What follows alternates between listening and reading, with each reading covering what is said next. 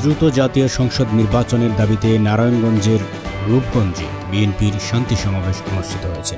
আজ শনিবার বিকেলে উপজেলার তারাবো পৌরসভার রূপসী এলাকায় এই শান্তি সমাবেশ অনুষ্ঠিত হয়। পৌরসভার বিভিন্ন ওয়ার্ড ও পাড়া মহল্লা থেকে দলে দলে মিছিল নিয়ে নেতাকর্মীরা সমাবেশস্থলে যোগদান করেন। এতে সমাবেশটি জনসমাবেশে পরিণত হয়। বিএনপি নেতা দেওয়ান মোহাম্মদের তত্ত্বাবধানে হাফেজ আহমদের সভাপতিত্বে প্রধান অতিথি হিসেবে উপস্থিত ছিলেন কেন্দ্রীয় বিএনপির নির্বাহী কমিটির সদস্য বীর মুক্তিযোদ্ধা কাজী মনিরুজ্জামান মনির।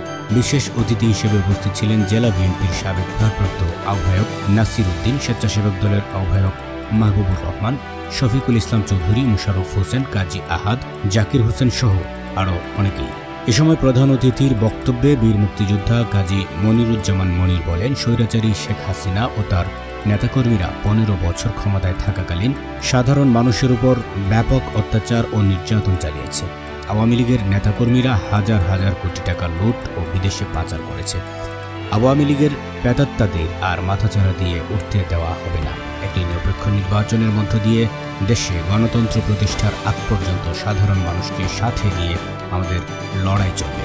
তাই গণতন্ত্র প্রতিষ্ঠার লক্ষ্যে বর্তমান অন্তর্বর্তীকালীন সরকারের কাছে দ্রুত জাতীয় সংসদ নির্বাচনের দাবি জানাই। রূপগঞ্জবাসীর উদ্দেশ্যে তিনি আরও বলেন, আমরা আপনাদের যে কোনো প্রয়োজনে পাশে আছি। সন্ত্রাস, মাদক, চাঁদাবাজ ও নৈরাজ্যের প্রতিরোধে দলীয় নেতাকর্মীদের কাজ করার জন্য আহ্বান জানান।